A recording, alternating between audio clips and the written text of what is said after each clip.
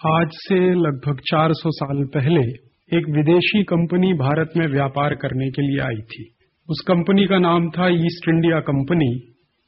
ये company England की थी और इंग्लैंड के राजा ने भारत में व्यापार करने के लिए इस कंपनी को चार्टर दिया था। तो इंग्लैंड के राजा से चार्टर लेकर ईस्ट इंडिया कंपनी भारत में व्यापार करने के लिए आई। उस समय इस देश में मुगल सम्राट औरंगजेब का शासन चला करता था। इस कंपनी के अधिकारियों ने अपना सबसे पहला व्यापारिक केंद्र बनाने के लिए सूरत में कुछ जमीन ली थी। मुगल सम्राट औरंगजेब ने सूरत में कुछ जमीन जागीर में देकर ईस्ट इंडिया कंपनी का सबसे पहला व्यापारिक केंद्र खुलवा दिया। किसी को यह अंदाजा नहीं था कि जिस ईस्ट इंडिया कंपनी ने सूरत में अपना व्यापारिक केंद्र खोला है, व्यापार के बहाने, उद्योग के बहाने इस देश में कदम रखा है, वही ईस्ट इंडिया कंपनी एक दिन सारे देश को गुलाम बनाएगी।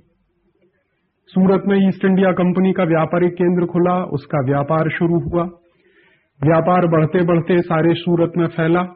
तो पहले ईस्ट इंडिया कंपनी ने सूरत के बाजार पे कब्जा किया और सूरत के बाजार पर कब्जा करने के बाद एक दिन ईस्ट इंडिया कंपनी ने पूरे सूरत पर ही कब्जा कर लिया। जिस तरह से ईस्ट इंडिया कंपनी ने सूरत पे कब्जा किया, ठीक उसी तरीके से ईस्ट इंडिया कंपनी ने हिंदुस्तान के, भारत के तमाम बड़े बड़े शहरों में अपने व्यापारिक केंद्र खोले और उन पर कब्जा किया।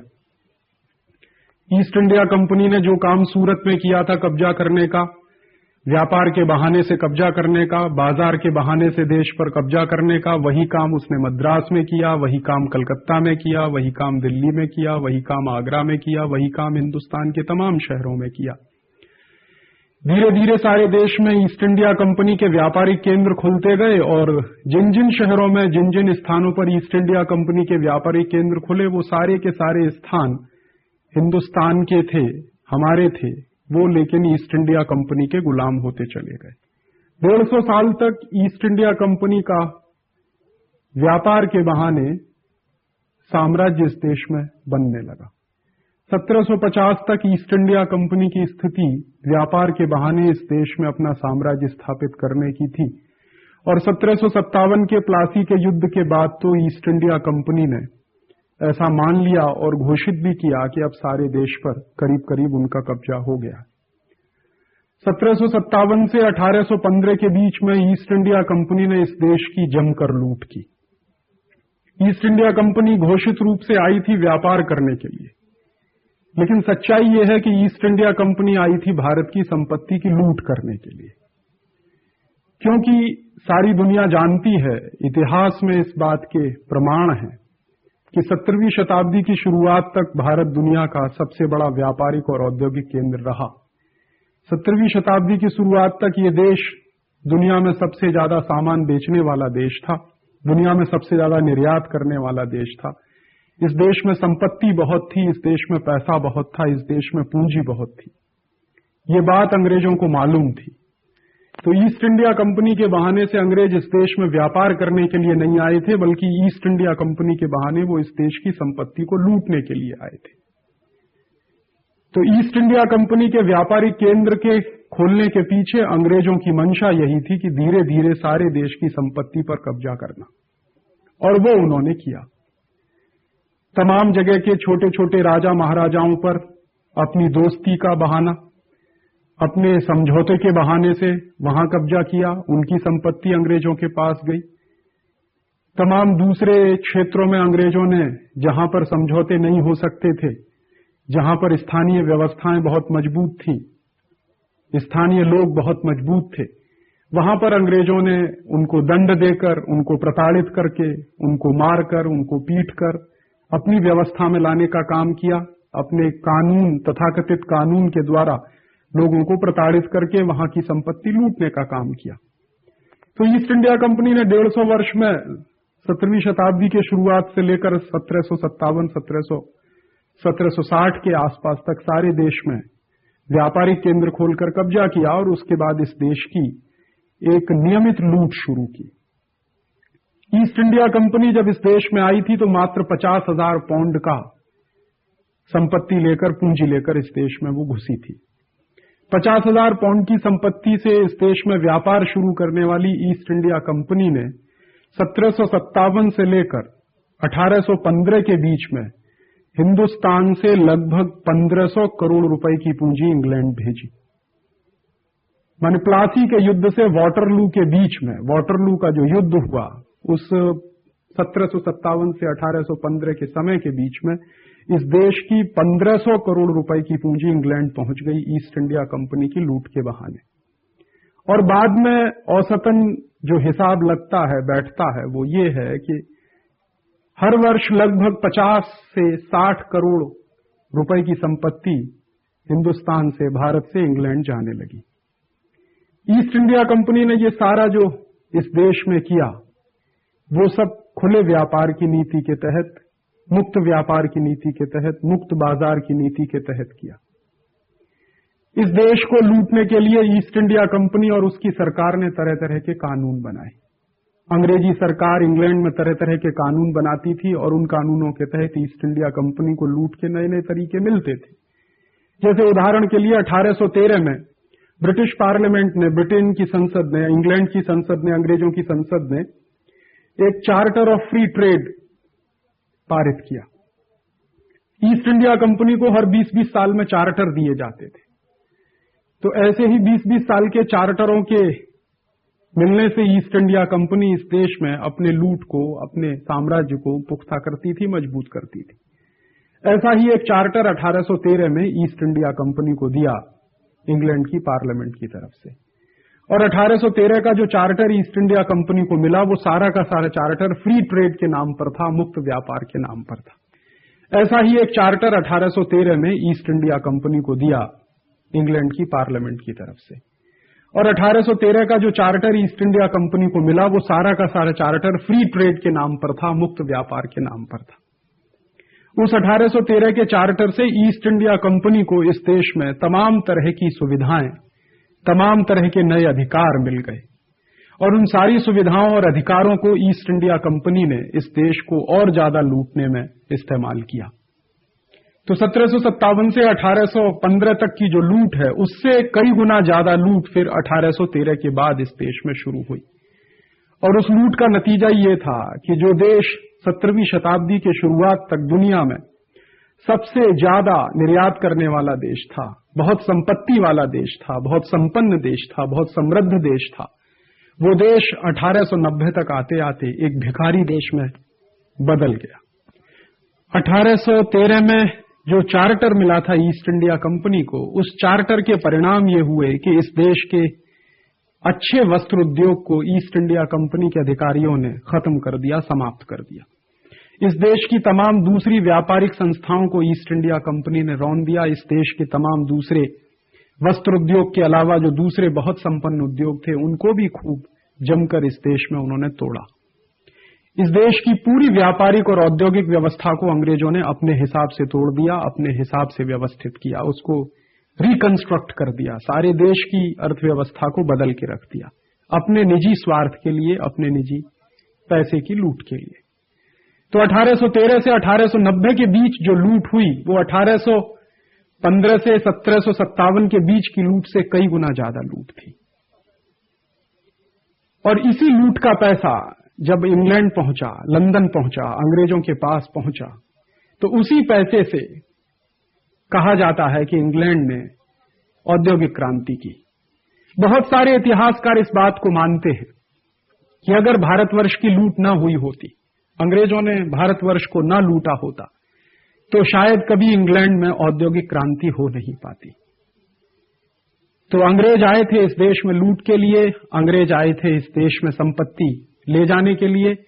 और ये सही बात है कि 14वीं 15वीं शताब्दी तक इंग्लैंड दुनिया में बहुत संपन्न देश नहीं माना जाता था, बहुत गरीब देश था, बहुत पैसा नहीं था, कुछ खास नहीं था उनके पास।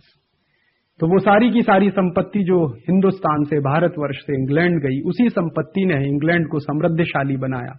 उसी संपत्ति से इंग्लैंड में औद्योगिक क्रांति की शुरुआत हुई। उसी संपत्ति से उन्होंने टेक्नोलॉजी की दिशा में कुछ नए कदम रखे। तो एक तरफ भारतवर्ष बर्बाद हो रहा था, दूसरी तरफ इंग्लैंड में वैभव बन रहा था। एक तरफ भारत गरीब हो रहा था, दूसरी तरफ इंग्लैंड में संपन्नता बढ़ रही थी। तो भारत के गरीब होने की और इंग्लैंड के संपन्न होने की कहानी को अंजाम देने का काम ईस्ट इंडिया कंपनी ने किया। भारत को गरीब बनाने का काम, इंग्लैंड को अमीर बनाने का काम ईस्ट इंडिया कंपनी के द्वारा किया गया। और ये सारा का सारा देश के लोगों को धोखे में रखकर मुक्त व्यापार के नाम पर इस देश के साथ इतना बड़ा धोखा हुआ।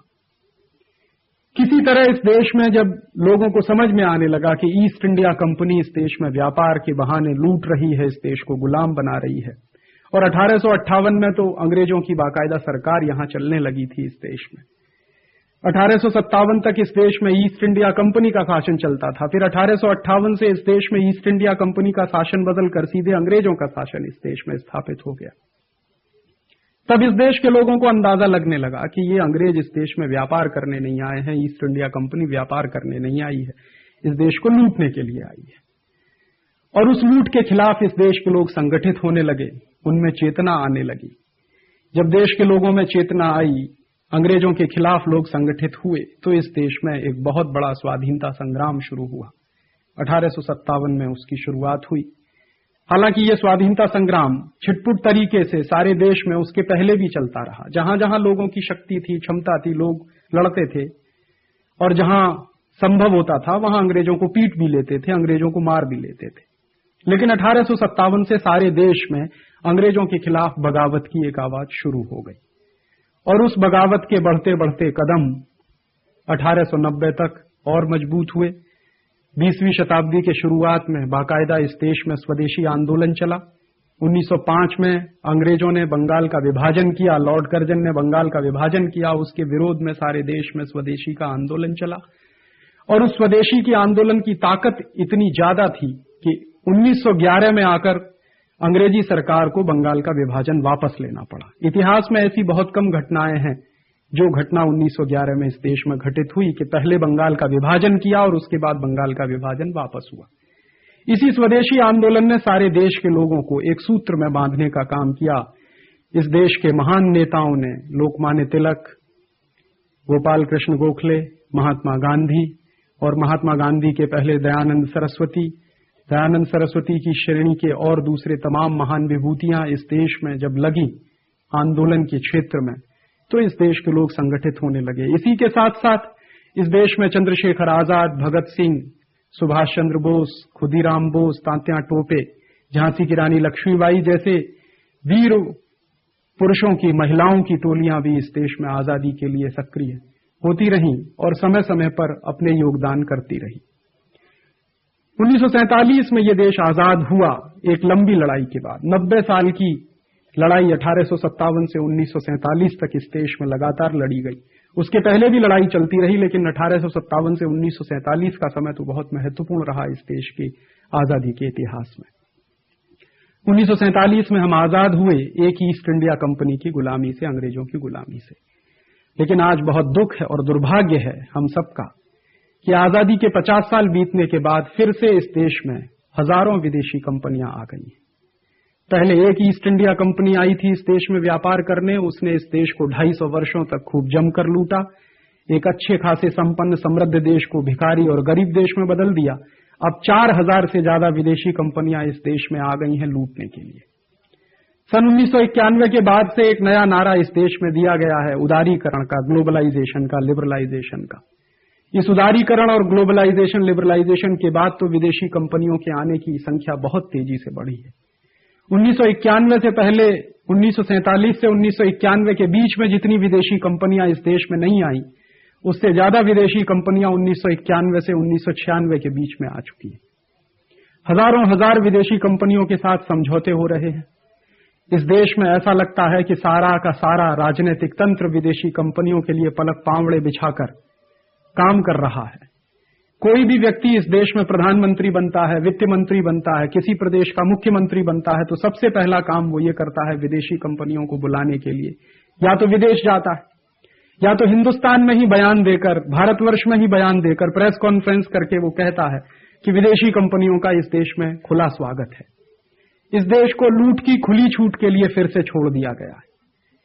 जो गलती 16वीं शताब्दी में, 17वीं शताब्दी के शुरुआत में औरंगजेब से हुई थी कि उसने ईस्ट इंडिया कंपनी को व्यापार करने के लिए इस देश में जगह दी, वही गलतियां आज फिर दोहराई जा रही हैं कि ईस्ट इंडिया कंपनियों को ईस्ट इंडिया कंपनियों से भी ज्यादा ताकतवर दूसरी विदेशी बहुराष्ट्रीय कंपनियों को इस देश में बुलाया जा रहा है।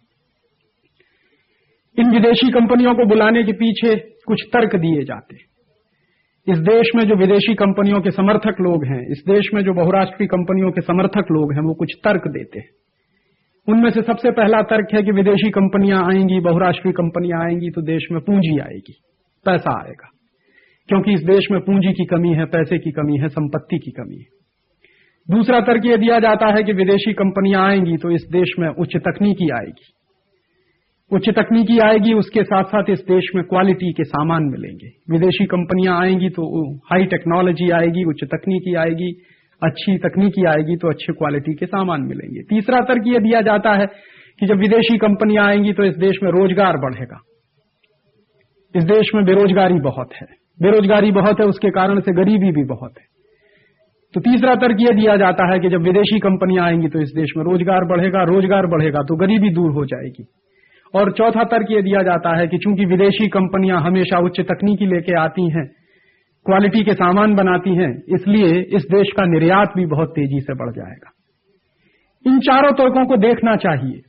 भारत के तमाम शोध संस्थानों द्वारा समय समय पर किए गए अध्ययन, भारत सरकार के तमाम मंत्रियों द्वारा समय समय पर संसद में दिए गए जवाबों के आधार पर ये बातें पता चलती हैं कि विदेशी कंपनियां या विदेशी कंपनियों को जिन तर्कों के लिए बुलाया जाता है वो उससे बहुत दूर है। अभी हाल में उदाहरण के लिए पार्लियामेंट में, संसद में एक सवाल पूछा गया कि विदेशी कंपनियों के माध्यम से पिछले 5-6 वर्षों में कितनी पूंजी आई है इस देश में। जब से उदारीकरण, लिबरलाइजेशन, ग्लोबलाइजेशन की नीतियां हुई हैं, विदेशी कंपनियों को बुलाने के लिए सारी सुविधाएं दी गई हैं, तब से इस देश में कितनी विदेशी पूंजी आई है, ये सवाल संसद में पूछा गया। और संसद में पूछे गए इस सवाल का जवाब जब सरकार के मंत्री द्वारा दिया गया तो भारत सरकार के मंत्री के दिए हुए जवाब के आधार पर जो आंकड़ा मिला वो ये था कि जुलाई 1991 से लेकर नवंबर 1996 तक इस देश में विदेशी कंपनियों के माध्यम से 92,556 करोड़ रुपए के विदेशी पूंजी निवेश के प्रस्ताव स्वीकृत किए गए।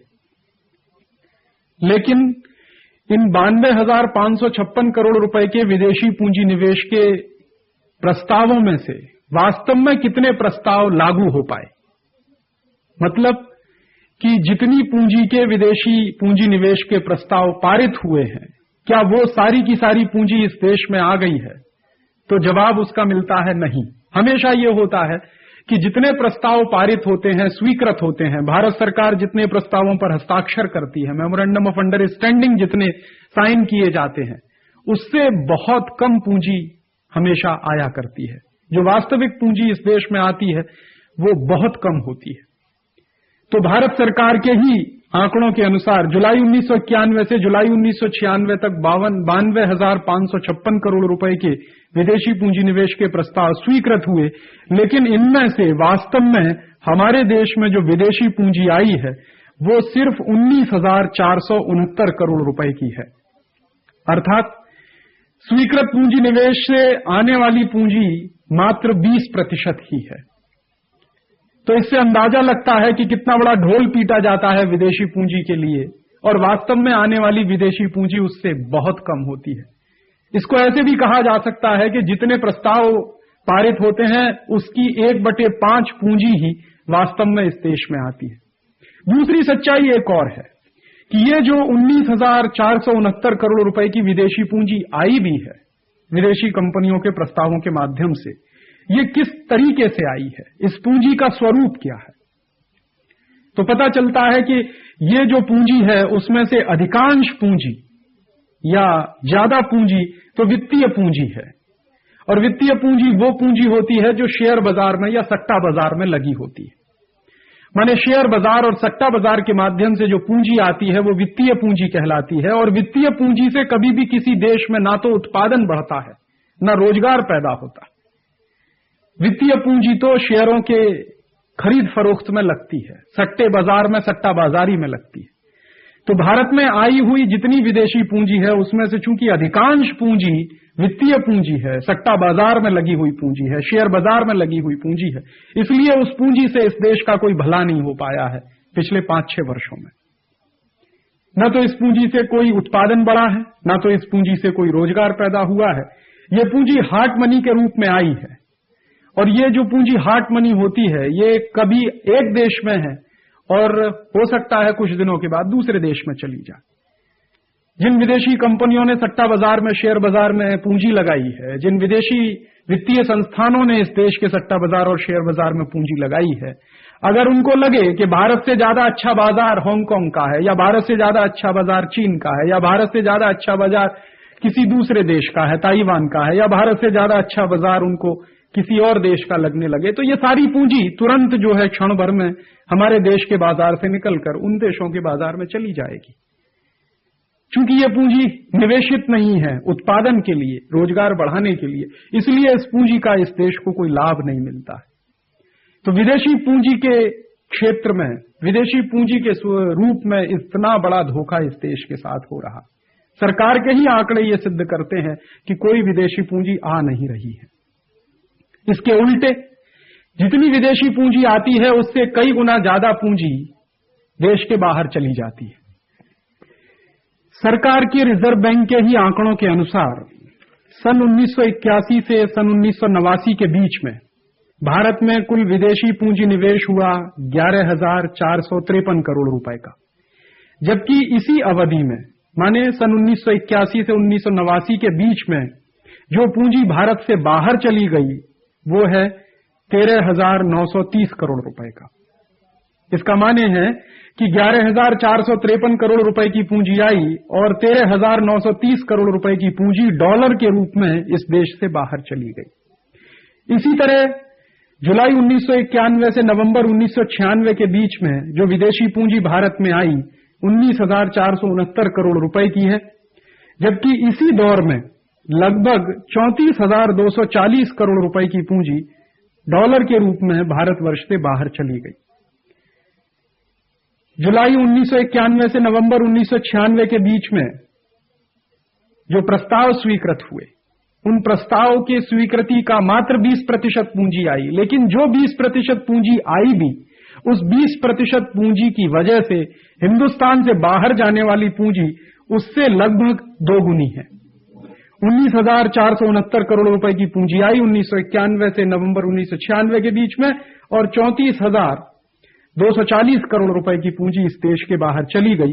तो विदेशी पूंजी के इतने बड़े धोखे में इस देश को जो है विदेशी कंपनियों की लूट के लिए खोल दिया गया है।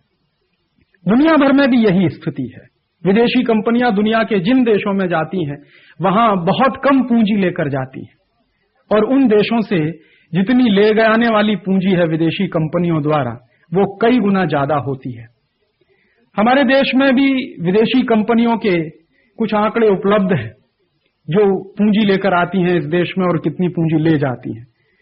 सामान्यतः हर विदेशी कंपनी जितनी पूंजी लेकर आती है उससे 3 गुना ज्यादा पूंजी वो पहले ही वर्ष में कमाकर इस देश से ले जाती है। वास्तव में क्या होता है कि कोई भी विदेशी कंपनी जब इस देश में व्यापार करने के लिए आती है तो जो इनिशियल पेड अप कैपिटल होता है, शुरुआती दौर की जो पूंजी होती है, व्यापार शुरू करने के लिए जितनी पूंजी वो लगाते हैं वो कुल पूंजी का मात्र 5% ही होती है। तो इनिशियल पेड अप कैपिटल, शुरुआती दौर की जो चुकता पूंजी है, वो उनकी कुल पूंजी का 5% ही होती है। बाकी की 95% पूंजी ये विदेशी कंपनियां हमारे देश से ही कमाती हैं, उठाती हैं। जैसे वो शेयर बाजार में अपने शेयर्स फ्लोट करती हैं, वो शेयर बाजार के माध्यम से अपने डिबेंचर्स फ्लोट करती हैं, डिबेंचर्स उनके बाजार में बिकते हैं, शेयर्स उनके बाजार में बिकते हैं। हमारे ही देश के वित्तीय संस्थानों से कर्जा लेती हैं, हमारे ही सरकार के दूसरे विभागों से कर्ज लेती है। तो अपने देश से लाने वाली पूंजी उनकी मात्र 5% होती है और 95% पूंजी वो हमारे ही देश से लेती है। तो वास्तव में बाहर से आने वाली पूंजी कुल पूंजी की तुलना में बहुत कम होती है। और जबकि ये विदेशी कंपनियां मुनाफा कमाना शुरू करती हैं तो अपनी लाई हुई पूंजी का कई गुना मुनाफा वो पहले ही वर्ष में कमा के ले जाती हैं। कुछ कंपनियों के उदाहरण दिए जा सकते हैं। बंबई के स्टॉक एक्सचेंज मार्केट के जो आंकड़े हैं उनके आधार पर यह कहा जा सकता है। उदाहरण के लिए हिंदुस्तान लीवर नाम की एक कंपनी है जो हॉलैंड की है, हमारे देश में सन 1933 में आई थी व्यापार करने के लिए। तो जब यह कंपनी हमारे देश में व्यापार करने के लिए आई सन 1933 में, उस समय इस कंपनी ने मात्र 24 लाख रुपए की पूंजी लगाई है। माने इस कंपनी का हमारे देश में इनिशियल पेड अप कैपिटल, शुरुआती दौर की जो चुकता पूंजी है, वो मात्र 24 लाख रुपए की है। जबकि आज इस कंपनी ने जो कमाई की है हमारे देश से, जो मुनाफा कमाया है, उसके आधार पर जो इस कंपनी की संपत्ति बनी है वो लगभग 563 करोड़ रुपए की है। माने मात्र 24 लाख रुपए से धंधा शुरू करने वाली हिंदुस्तान लीवर कंपनी के पास आज 563 करोड़ रुपए से ज्यादा की संपत्ति है। और ये कंपनी प्रतिवर्ष 240 करोड़ रुपए का मुनाफा नेट प्रॉफिट के रूप में कमाती है। पिछले साल 1995-1996 की जो बैलेंस शीट है इस कंपनी की, जो एनुअल रिपोर्ट है, उसके आधार पर इस कंपनी ने 240 करोड़ रुपए का नेट प्रॉफिट कमाया। इससे अंदाजा लग सकता है कि सन 1933 से यह कंपनी काम कर रही है। इसका माने इस कंपनी को हिंदुस्तान में काम करते हुए, भारत में काम करते हुए लगभग 65 वर्ष हो गए। 65 वर्ष से यह कंपनी हमारे देश में मुनाफा कमा रही है, और 65 वर्ष से जो मुनाफा ये कमा कर ले गई होगी वो 24 लाख रुपए का कई हजार गुना बैठेगा, अगर ये हिसाब निकाला जाए तो। क्योंकि इस कंपनी ने 24 लाख रुपए से व्यापार शुरू किया, अपने देश हॉलैंड से ये 24 लाख रुपए की पूंजी इस देश में लेकर आई थी, और आज इसने 563 करोड़ रुपए की संपत्ति तो हमारे देश में बना ली है। तो जो संपत्ति इस देश के बाहर चली गई होगी वो कितनी होगी, इससे अंदाजा लगाया जा सकता है। इसी तरह से अमेरिका की एक कंपनी है कोलगेट पामोलिव, ये हमारे देश में सन 1937 से व्यापार कर रही है, और सन 1937 में जब इस कंपनी ने हमारे देश में व्यापार शुरू किया तब इसने 1,50,000 रुपए की पूंजी लगाई। कोलगेट पामोलिव की हमारे देश में इनिशियल पेड अप कैपिटल मात्र 1.5 लाख रुपए की है, 1,50,000 रुपए की है, और आज इस कंपनी के पास 187 करोड़ रुपए से ज्यादा की संपत्ति है। 1996 की इस कंपनी की वार्षिक रिपोर्ट के अनुसार इस कंपनी का एक साल का नेट प्रॉफिट, एक साल का शुद्ध लाभ 77 करोड़ रुपए के आसपास है। माने 1.5 लाख रुपए से व्यापार शुरू करने वाली कंपनी आज 77 करोड़ रुपए का मुनाफा एक वर्ष में इस देश से कमा रही है, और उनके पास 187 करोड़ की संपत्ति जमा हो चुकी है। इसी तरह से बाटा इंडिया लिमिटेड एक कंपनी है।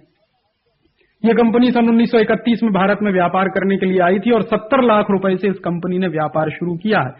70 लाख रुपए से व्यापार शुरू करने वाली बाटा कंपनी की आज सारे देश में 115 करोड़ रुपए से ज्यादा की संपत्ति है। सीवागाइगी एक स्विस कंपनी है, स्विस विदेशी कंपनी है, स्विस मल्टीनेशनल कंपनी है इस देश में। वो 1947 में इस देश में व्यापार करने के लिए आई, और 1947 में व्यापार शुरू करने वाली इस सीवागाइगी कंपनी ने इनिशियल पेड अप कैपिटल के रूप में मात्र 48 लाख रुपए इस देश में लगाया है, और 48 लाख रुपए से व्यापार शुरू करने वाली इस सीवागाइगी कंपनी के पास आज 176 करोड़ रुपए से ज्यादा की भी संपत्ति है। इस कंपनी का पिछले साल का मुनाफा, 1996 का मुनाफा लगभग 23 करोड़ रुपए का है। तो 48 लाख से व्यापार शुरू किया और 23 करोड़ रुपए प्रतिवर्ष ये कंपनी मुनाफा कमाती है। ऐसे ही जॉनसन एंड जॉनसन एक अमेरिका की कंपनी है, 1957 से इस देश में व्यापार कर रही है। 24 लाख रुपए की पूंजी इसने लगाई है, और करोड़ों रुपए की पूंजी ये कंपनी इस देश से बाहर ले जा चुकी है। करोड़ों रुपए की संपत्ति इस कंपनी ने भी इस देश में बना रखी है। ऐसी एक कंपनी है हेक्स्ट, ये जर्मनी की कंपनी है, 1956 से इस देश में व्यापार कर रही है, और 1956 में इस कंपनी ने 2 करोड़ 72 लाख रुपए का इनिशियल पेड अप कैपिटल लगाया है इस देश में, शुरुआती पूंजी लगाई है। लेकिन आज इस कंपनी के पास 218 करोड़ रुपए की संपत्ति जमा हो चुकी है। तो लगभग 2 करोड़ 72 लाख से व्यापार शुरू करने वाली हेक्स्ट कंपनी 218 करोड़ रुपए की संपत्ति की मालिक है इस समय देश में। ऐसे ही एक कंपनी है बायर, इसने भी 1957 में व्यापार शुरू किया। 3 करोड़ 59 लाख रुपए के इनिशियल पेड अप कैपिटल से इसने व्यापार शुरू किया, और आज इस कंपनी के 144 करोड़ रुपए की संपत्ति जमा हो चुकी है। जर्मन रेमेडीज नाम की एक कंपनी है, 1949 में इस देश में उसने काम शुरू किया, 64 लाख रुपए की शुरुआती पूंजी से, इनिशियल पेड अप कैपिटल से, और आज इस कंपनी के पास लगभग 50 करोड़ रुपए से ज्यादा की संपत्ति है। एक ताजा उदाहरण है पेप्सी कोला का। ये कंपनी अमेरिका से आई है और पेप्सी कोला ने 90 के दशक में इस देश में 40 करोड़ रुपए से व्यापार शुरू किया है। 40 करोड़ रुपए से व्यापार शुरू करने वाली पेप्सी कोला का एक साल का मुनाफा, पिछले साल का मुनाफा लगभग 240 करोड़ रुपए का।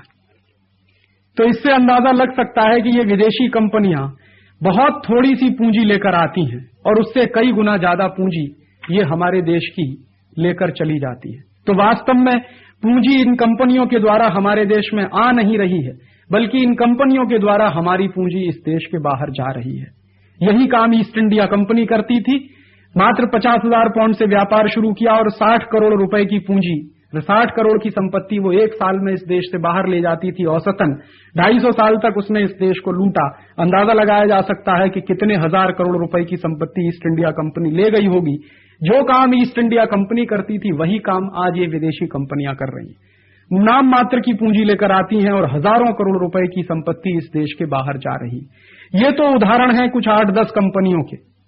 वास्तव में ऐसी इस देश में 4,000 से ज्यादा विदेशी कंपनियां हैं। तो अंदाजा लगाया जा सकता है कि कितने हजार करोड़ रुपए की पूंजी प्रतिवर्ष इन विदेशी कंपनियों के माध्यम से इस देश के बाहर जा रही है।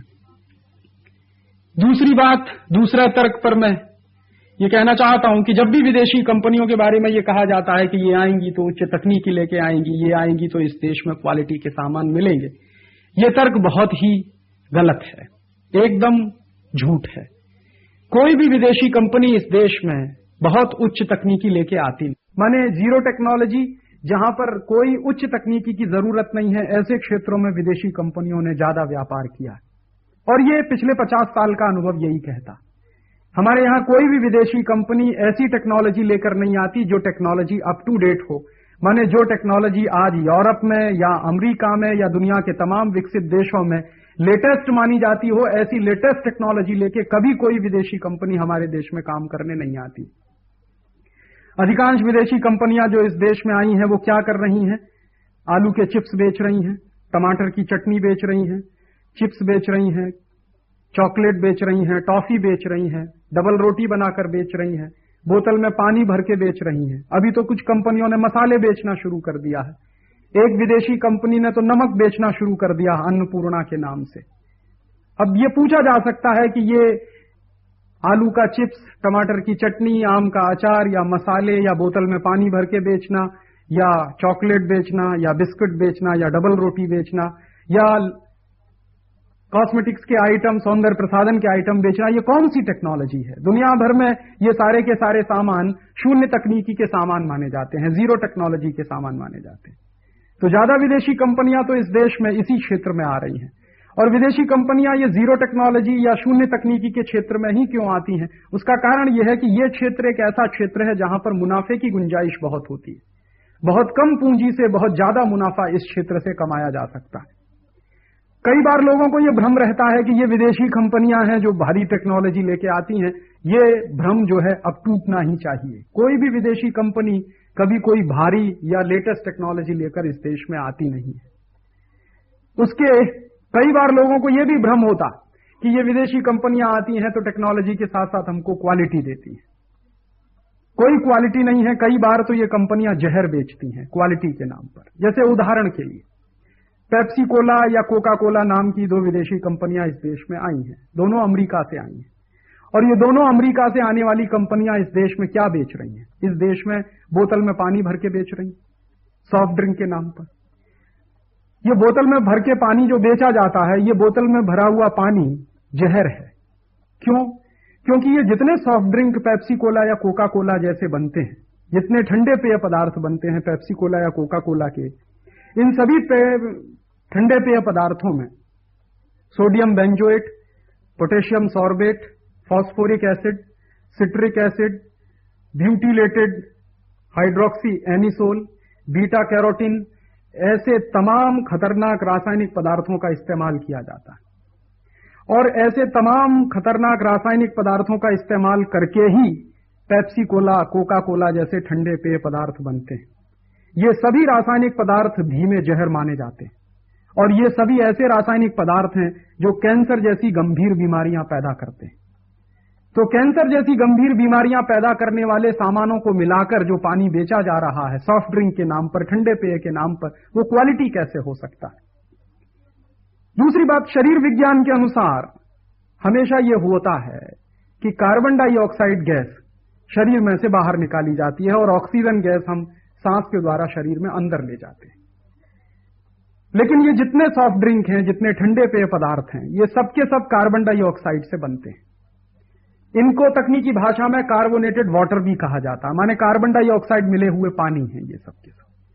शरीर विज्ञान कहता है कि कार्बन डाइऑक्साइड को शरीर के बाहर निकालना चाहिए, ऑक्सीजन को अंदर ले जाना चाहिए। लेकिन जो भी लोग ये ठंडे पेय पदार्थ पीते हैं, सॉफ्ट ड्रिंक पीते हैं, वो शरीर विज्ञान का उल्टा काम करते हैं, माने कार्बन डाइऑक्साइड वो अंदर ले जाते हैं।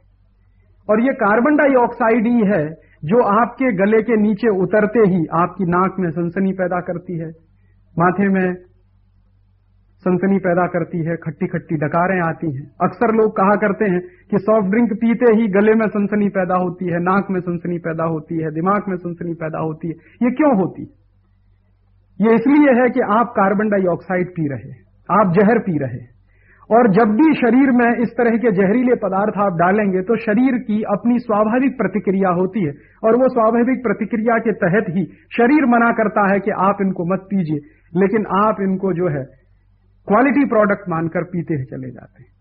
तो सच्चाई तो कुछ उल्टी ही है।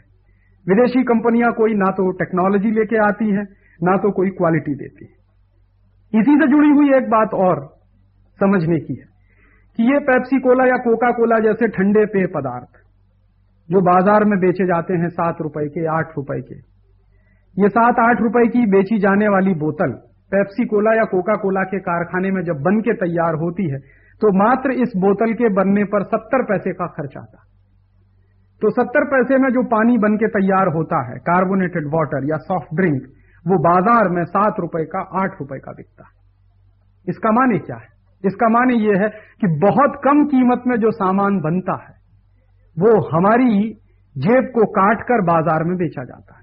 70 पैसे में बनने वाला सॉफ्ट ड्रिंक अगर 7 रुपए में बिकता है तो इसका माने बहुत साफ साफ है कि वो आपकी जेब से लगभग 70 गुना, लगभग 100 गुना ज्यादा पैसा निकालते। तो इतना पैसा कौन दे रहा है? हम दे रहे हैं। और यही पैसा है जो 240 करोड़ रुपए के रूप में हर साल पेप्सी कोला को या कोका कोला जैसी कंपनियों को मिलता है। एक और बात इस पेप्सी कोला के बारे में बतानी बहुत जरूरी है। ये अमेरिका से आई है कंपनी, हमारे देश में ठंडे पेय के नाम पर व्यापार कर रही है। इस कंपनी ने एक बहुत खतरनाक काम इस देश में शुरू किया है। वो खतरनाक काम है, अमेरिका से प्लास्टिक का कचरा लाकर ये पेप्सी कोला कंपनी हमारे देश में डालती है। अब तक ये पेप्सी कोला कंपनी 10,000 टन से ज्यादा कचरा अमेरिका से लाकर हमारे देश में डाल चुकी है। माने जो कचरा अमेरिका में प्रतिबंधित किया जाता है, जो कचरा यूरोप के देशों में प्रतिबंधित है, जिस कचरे को वहां फेंका नहीं जा सकता, जिस कचरे को वहां डाला नहीं जा सकता, उस कचरे को लाकर पेप्सी कोला हमारे देश में डाल रहा है। और हम ये मानकर बैठे हैं कि पेप्सी कोला आया है तो इस देश में क्वालिटी लेकर आया है, या पेप्सी कोला आया है तो इस देश में टेक्नोलॉजी लेकर आया।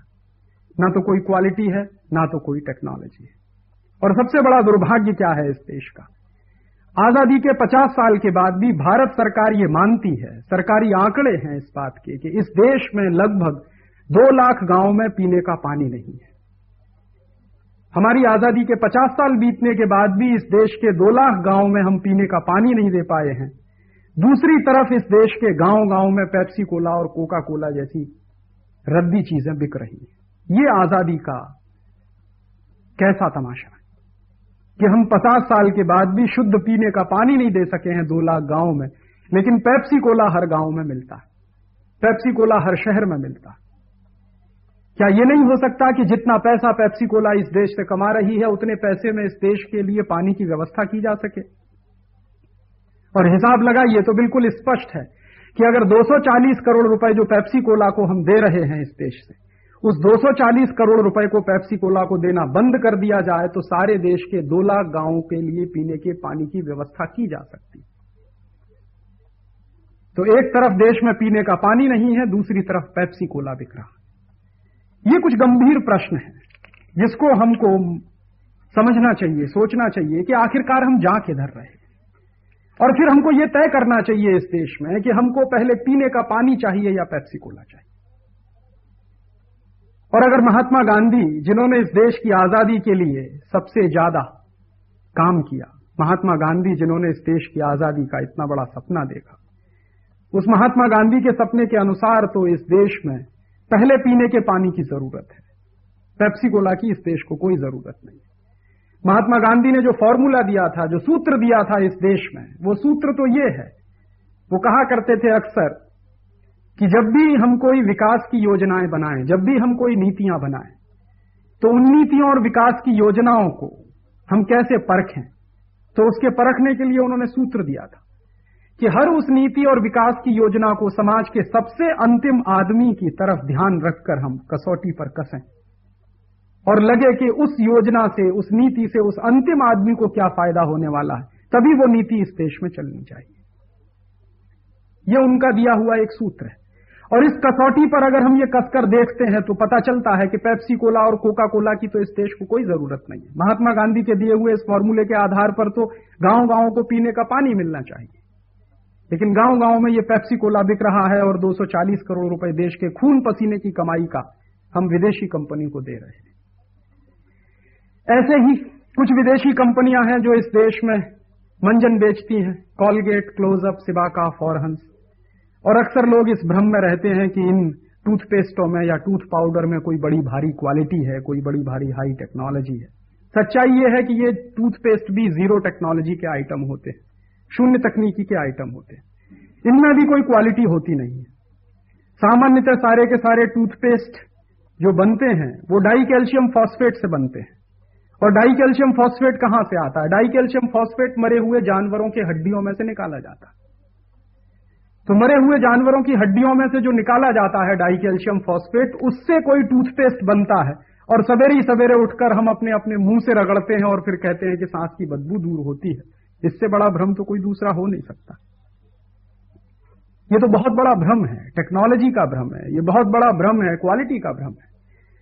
डाई कैल्शियम फॉस्फेट अगर जानवरों की हड्डियों के चूरे से निकल रहा है तो उसमें कोई टेक्नोलॉजी होगी नहीं, उसमें कोई क्वालिटी होने वाली नहीं। दूसरा, ये जितने टूथपेस्ट होते हैं इन सभी में सिंथेटिक डिटर्जेंट इस्तेमाल किए जाते हैं। और सिंथेटिक डिटर्जेंट किसके लिए इस्तेमाल किए जाते हैं? झाग पैदा करने के लिए।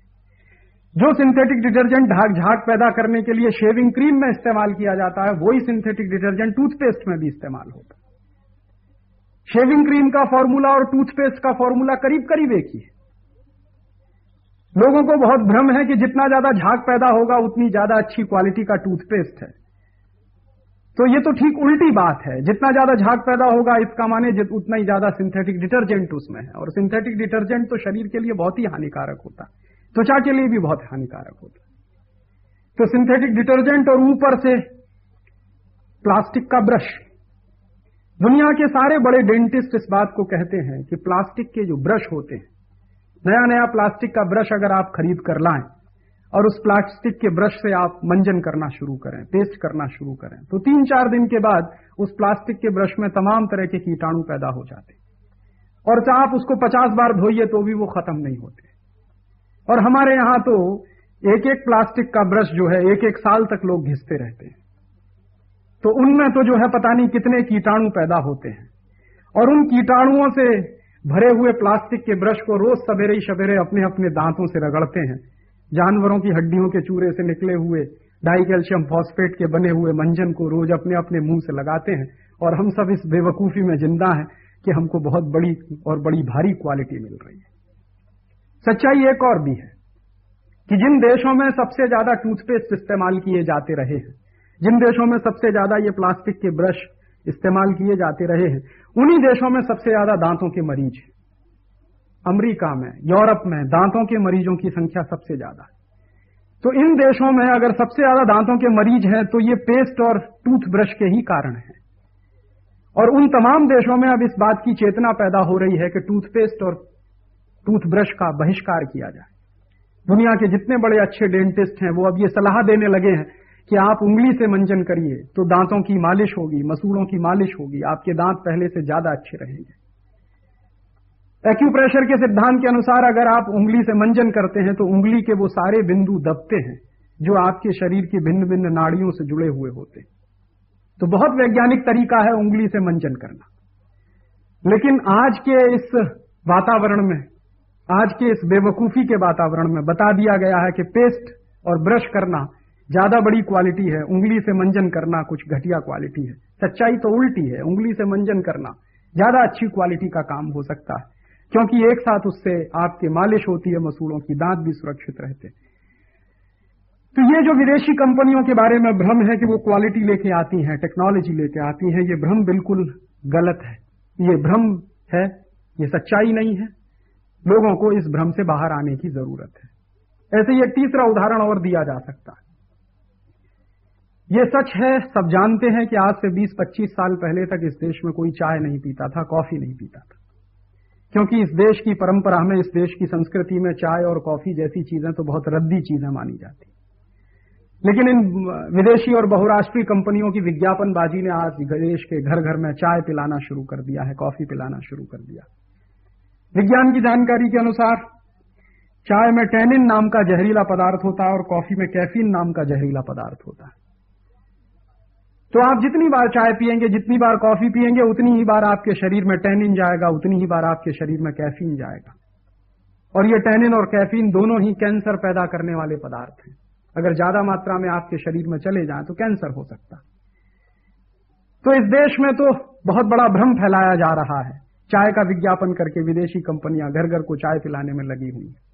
और उससे भी बड़ी एक और सच्चाई ये है कि कोई भी विदेशी कंपनी इस देश में चाय बनाती नहीं है। चाय इस देश के बागानों में पैदा होती है, यहाँ के मजदूर चाय पैदा करते हैं, यहाँ के किसान चाय पैदा करते हैं। विदेशी कंपनियां उस चाय को खरीदती हैं और वो सिर्फ अपने डिब्बे में पैक करके अपने डिब्बे में उसको भर के हमको बेचती हैं और उससे कई गुना ज्यादा मुनाफा कमाती हैं जिस दाम पर वो चाय इस देश के किसानों से खरीदती हैं।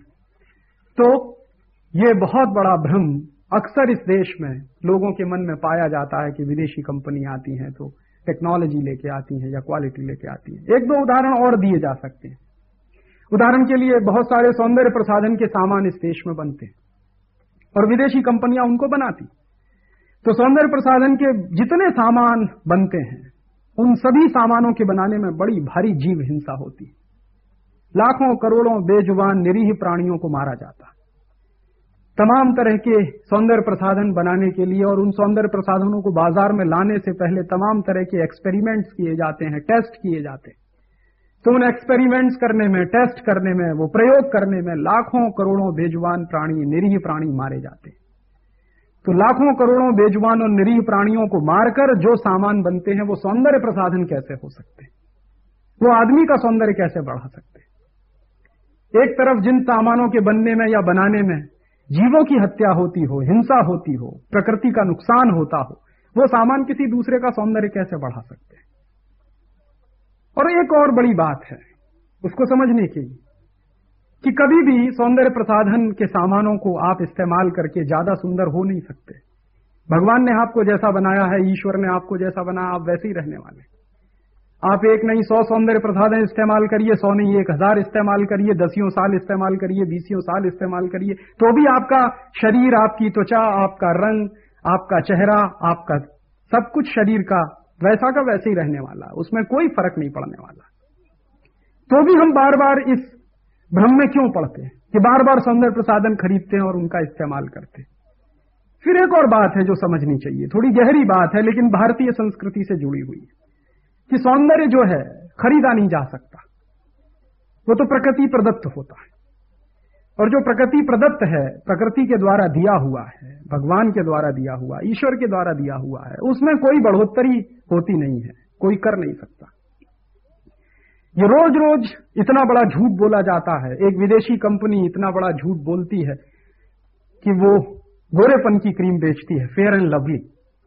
तो फेयर एंड लवली अगर गोरेपन की क्रीम होती तो हिंदुस्तान में जितने लोग काले हैं वो सब के सब गोरे हो गए होते। इससे तो ये माना जाना चाहिए कि जो भी फेयर एंड लवली लगाएगा वो गोरा हो जाएगा। और अगर फेयर एंड लवली लगा के सब गोरे हो जाते तो फिर दुनिया में कोई काला नहीं रहना चाहिए। हिंदुस्तान के दक्षिण भारत में कोई काला नहीं रहना चाहिए, सब दक्षिणी अफ्रीका में कोई काला नहीं रहना चाहिए। लेकिन सच्चाई ये है कि फेयर एंड लवली आप 1 नहीं 100 लगा लीजिए, तो भी आपकी त्वचा का आपके चेहरे के रंग पर कोई असर नहीं पड़ने वाला। हो सकता है जितनी देर के लिए फेयर एंड लवली लगी है, थोड़ी देर के लिए आपकी त्वचा का रंग बदल जाए, लेकिन बाद में तो फिर वैसे ही होने वाला है। ऐसे तमाम तरह के दूसरे सौंदर्य प्रसाधन हैं जिनका बेवकूफी भरा विज्ञापन रोज हम टेलीविजन पे देखते हैं, और चूंकि ये विज्ञापन रोज टेलीविजन पे हम देखते हैं, इसी के चलते हम बाजार में जाके उन सामानों को खरीद कर लाते हैं। ना तो उसमें कोई क्वालिटी होती है, ना तो कोई उसमें टेक्नोलॉजी होती है, बस होता है विज्ञापन।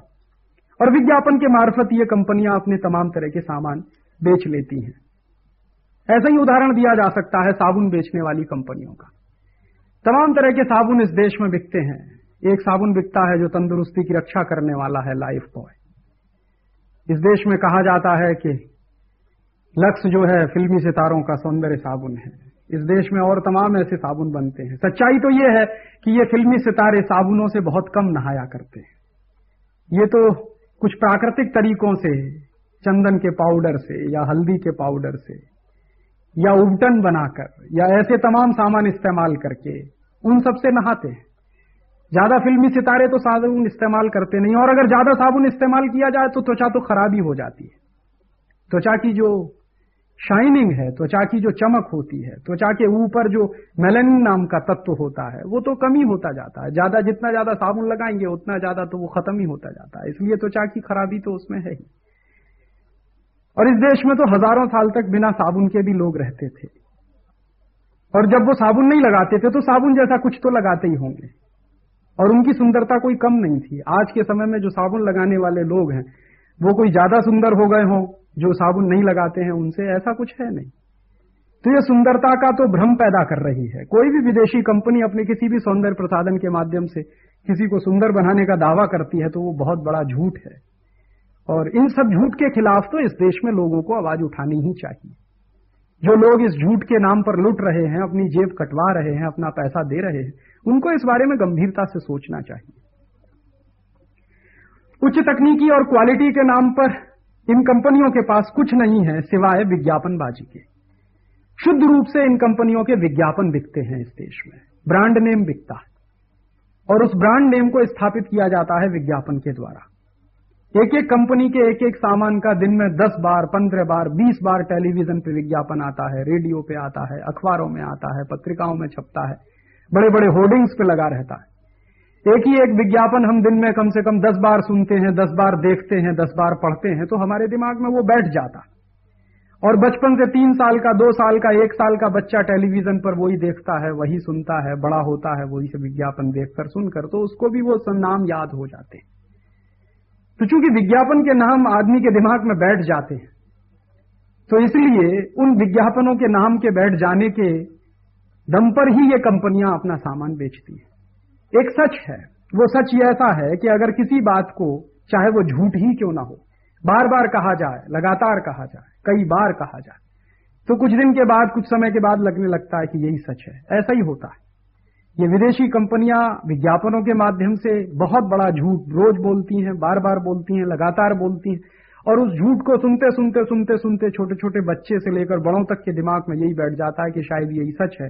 हालांकि वो सच नहीं होता, वो झूठ ही होता है। और उसी झूठ के भ्रम, उसी झूठ की बेवकूफी में हम अपनी जेब कटवाते हैं और देश के हजारों करोड़ रुपए की संपत्ति देश के बाहर इन विदेशी कंपनियों का सामान खरीद कर भिजवाते हैं कि विदेशी कंपनियां इस देश में क्वालिटी देती हैं, टेक्नोलॉजी लेके आती हैं। न तो कोई क्वालिटी देती है, न टेक्नोलॉजी लेकर आती हैं। और सच्चाई इसके ठीक उल्टी है कि जहां भी हमको टेक्नोलॉजी की जरूरत पड़ती है तब तब हमको विदेशी कंपनियां मना कर देती हैं। उदाहरण के लिए भारत सरकार को एक बार क्रायोजेनिक इंजन बनाने की टेक्नोलॉजी की जरूरत पड़ी। अमेरिका की तमाम कंपनियों से उसके समझौते करने की कोशिश की गई। अमेरिका ने साफ साफ मना कर दिया कि वो क्रायोजेनिक इंजन की कोई टेक्नोलॉजी भारत सरकार को नहीं देगा। भारत सरकार निराशा में आकर फिर सोवियत संघ के पास गई, और सोवियत संघ की एक एजेंसी है ग्लोब कॉस्मोस, उसके साथ भारत सरकार का समझौता हुआ। क्रायोजेनिक इंजन की टेक्नोलॉजी रूस से मिलने का तैयारी और वायदा किया रूस की सरकार ने, और वो टेक्नोलॉजी के साथ साथ उन्होंने बहुत सस्ते में इंजन देने का हमसे समझौता किया। लेकिन जैसे ही ये टेक्नोलॉजी रूस से मिलने की तैयारी शुरू हुई तो अमेरिका की कंपनियों ने और अमेरिका की सरकार ने भारत पर दबाव डालना शुरू किया कि हम रूस से वो क्रायोजेनिक इंजन की टेक्नोलॉजी ना लें। पहले भारत सरकार जब अमेरिका से वो मांग रही थी तो अमेरिका ने दिया नहीं। फिर हम जब रूस से वो लेने की कोशिश करने लगे और रूस से वो टेक्नोलॉजी हमको मिलने वाली है, तो अमेरिका की सरकार ने उसमें अड़ंगा लगाना शुरू कर दिया। ठीक इसी तरह से सुपर कंप्यूटर के बारे में कहा जा सकता है। अमेरिका की सरकार ने और अमेरिका की किसी भी कंपनी ने हमको सुपर कंप्यूटर नहीं दिया, और हिंदुस्तान के वैज्ञानिकों ने रात दिन मेहनत करके इस देश में सुपर कंप्यूटर तैयार किया। जो सबसे पहला सुपर कंप्यूटर परम नाम का इस देश में बना, वो इसी देश के वैज्ञानिकों ने तैयार किया। हमारे सैटेलाइट कम्युनिकेशन के क्षेत्र में जितनी टेक्नोलॉजी इस देश में विकसित हो रही है, वो सब की सब इस देश के वैज्ञानिकों की प्रतिभा का प्रमाण है। इस देश के वैज्ञानिक टेक्नोलॉजी पैदा करने में जो सच में टेक्नोलॉजी है वहां पर लगे हुए हैं, क्योंकि वास्तविक टेक्नोलॉजी कभी कोई विदेशी कंपनी देती नहीं है और कभी कोई देश दूसरे देश को अपनी कोई लेटेस्ट टेक्नोलॉजी देता नहीं है। इसलिए इस भ्रम से हमको बाहर निकल आना चाहिए कि विदेशी कंपनियां हमको टेक्नोलॉजी देती हैं या क्वालिटी देती हैं। आज हम फिर से विदेशी कंपनियों की गुलामी में फंस रहे हैं। पहले तो एक ईस्ट इंडिया कंपनी की गुलामी थी, लेकिन आज 4000 से भी ज्यादा विदेशी कंपनियों की गुलामी है। अंग्रेजों के जमाने में तो हम मात्र शारीरिक रूप से ही गुलाम थे, लेकिन आज हम मानसिक गुलामी में फंसते जा रहे हैं। आज की इस नई गुलामी से बाहर निकलना ही होगा। इस नई गुलामी से बाहर निकलने का एक ही रास्ता है, स्वदेशी। इसके अलावा कोई दूसरा रास्ता है भी नहीं। ईस्ट इंडिया कंपनी की गुलामी से बाहर देश को निकालने के लिए सन 1905 में स्वदेशी आंदोलन शुरू हुआ था। इस आंदोलन को अंग्रेजों द्वारा किए गए बंगाल के विभाजन के विरोध में शुरू किया गया था। इस स्वदेशी आंदोलन की प्रेरणा से गांव-गांव और शहर-शहर में विदेशी कपड़ों की होली जलाई जाती थी। लोग अंग्रेजी कंपनियों के बने हुए माल का बहिष्कार करते थे। ये स्वदेशी आंदोलन देश के लोगों की चेतना में इतना गहरा उतर गया था कि महिलाएं, बच्चे, युवा विद्यार्थी सब इस आंदोलन में कूद पड़े। जिन दुकानों पर विदेशी सामान बिकता था, उन दुकानों पर महिलाएं तथा बच्चे सत्याग्रह करते थे। नौजवान उन दुकानों के सामने खड़े होते थे। उन दुकानों पर जो भी व्यक्ति विदेशी कंपनी का अंग्रेजी सामान खरीदने चाहता था, उसको आग्रह पूर्वक मना करते थे। इसके बावजूद अगर वो व्यक्ति सामान खरीद लेता था, तो सत्याग्रही नौजवान उस व्यक्ति से सामान को दोबारा खरीद कर उसकी होली जला देते थे। इतने गहरे आग्रह के साथ ये स्वदेशी आंदोलन देश में शुरू हुआ था। स्वदेशी का आग्रह इतना तीव्र था कि लोगों ने चीनी खाना बंद कर दिया, क्योंकि इंग्लैंड से बनकर चीनी आती थी उस समय में। बंगाल के बहुत से मिठाई बनाने वालों ने चीनी से मिठाई बनाना बंद कर दिया था। हजामत बनाने वाले नाइयों ने अंग्रेजी ब्लेड से हजामत बनाना बंद कर दिया, क्योंकि उस समय के सारे ब्लेड इंग्लैंड से आते थे। पंडित और पुरोहित ऐसे विवाह करने से इनकार कर देते थे जिन विवाहों में वर और वधू विदेशी कपड़े पहने होते थे। बहुत सारे घरों में तो ऐसे नमक का भी बहिष्कार किया गया जो इंग्लैंड से बनकर भारत में बिकने के लिए आता था। इस स्वदेशी आंदोलन ने सारे देश में लोगों को आंदोलित किया। इसी आंदोलन की सफलता के रूप में सन 1911 में अंग्रेजों को बंगाल का विभाजन वापस लेना पड़ा। इस स्वदेशी आंदोलन की नींव पर ही भारत के स्वाधीनता संग्राम के तमाम आंदोलन चले। दूसरा ऐसा ही एक उदाहरण जापान का दिया जा सकता है। दूसरे विश्व युद्ध में अमेरिका ने 2 परमाणु बम गिराकर हिरोशिमा और नागासाकी को तहस-नहस कर दिया। दूसरे विश्व युद्ध में शामिल होने पर जापान की अर्थव्यवस्था भी बुरी तरह से बर्बाद हो गई। जापान दुनिया का सबसे अधिक कर्जदार देश बन गया। इन हालातों से जापान को बाहर निकालने के लिए स्वदेशी की भावना का जापानी लोगों में प्रचार किया गया। स्वदेशी भावना का आंदोलन चलाने वाले जापानी लोगों में टागुची नाम के व्यक्ति ने काफी महत्वपूर्ण भूमिका निभाई। सन 1965 के बाद से जापान की तस्वीर बदलने लगी। जो जापान दुनिया का सबसे ज्यादा कर्जदार देश हो गया था, वही जापान फिर स्वावलंबी और स्वाभिमानी देश बनकर खड़ा होने लगा। और आज का जो जापान हमारे सामने है, वह वहां के स्वदेशी आंदोलन की सफलता का ही प्रमाण है। जापानी जनता आज भी विदेशी कंपनियों के सामानों का बहिष्कार करती है। जापान के पास कोई बहुत बड़ी मात्रा में प्राकृतिक संपदा नहीं है, लेकिन जापानी लोगों में जो राष्ट्रनिष्ठा है, देशभक्ति है, आत्मगौरव है, उसी के चलते आज जापान ऐसा बना है। रूस में भी आज स्वदेशी आंदोलन चलाया जा रहा है। रूस के तो राष्ट्रपति अपनी सरकार के साथ मिलकर इस आंदोलन को चला रहे हैं। रूस की अर्थव्यवस्था को पिछले 5-7 वर्षों में बहुराष्ट्रीय कंपनियों ने बहुत बुरी तरह से बर्बाद कर दिया है। पूर्व के सोवियत संघ के एक राष्ट्रपति मिखाइल गोर्बाचोव ने ग्लोबलाइजेशन और उदारीकरण की नीतियों के तहत 90 के दशक में सोवियत संघ की अर्थव्यवस्था को बहुराष्ट्रीय कंपनियों के हवाले कर दिया। उसी का परिणाम है कि एक समय का शक्तिमान राष्ट्र आज बदहाल देश बन गया है। आज के रूस को इस बर्बादी से बाहर निकालने के लिए रूसी राष्ट्रपति बोरिस येल्सिन ने स्वदेशी आंदोलन शुरू किया है। अमेरिका में भी 18वीं शताब्दी के शुरुआत में स्वदेशी आंदोलन चला। इतिहासकार फॉकनर ने अमेरिका के स्वदेशी आंदोलन के बारे में लिखा है कि अंग्रेजों से अमेरिकियों की लड़ाई शुरू होने के पहले अमेरिकी लोगों ने अंग्रेजी माल का बहिष्कार शुरू किया। अमेरिका में इंग्लैंड का बनाया हुआ ऊनी और सूती कपड़ा बहुत बड़ी मात्रा में बिकता था। इस अंग्रेजी कपड़ों का अमेरिका के लोगों ने बहिष्कार किया। बड़ी संख्या में अमेरिका के लोगों ने संकल्प लिया कि वे भेड़ों का मांस नहीं खाएंगे। जो कसाई भेड़ों का मांस बेचेंगे उनसे मांस नहीं खरीदेंगे, जिससे कि अमेरिका में ऊनी कपड़ों को बनाने के लिए भेड़ों को बचाया जा सके। अमेरिका के घरेलू व्यवसाय में लगी हुई महिलाओं ने कपड़े बनाने का काम शुरू किया। अमेरिका के धनी से धनी लोग घर का बनाया हुआ कपड़ा पहनने लगे। अमेरिकी लोगों ने मोटा खद्दर पहनना शुरू किया और अंग्रेजी कपड़ों का बहिष्कार किया।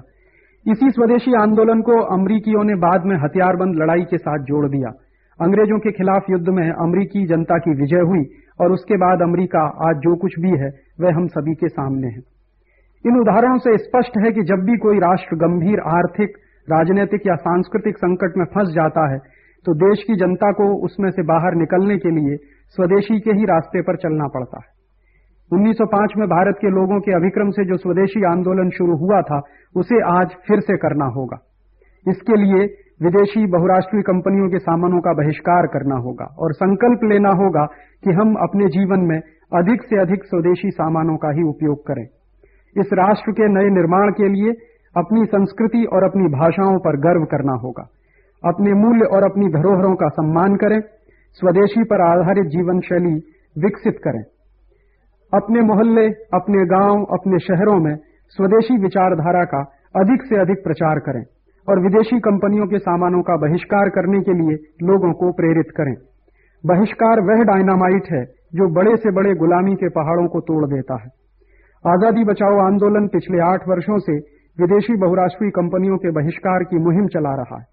आजादी बचाओ आंदोलन देश में नई आजादी लाने के लिए प्रतिबद्ध है।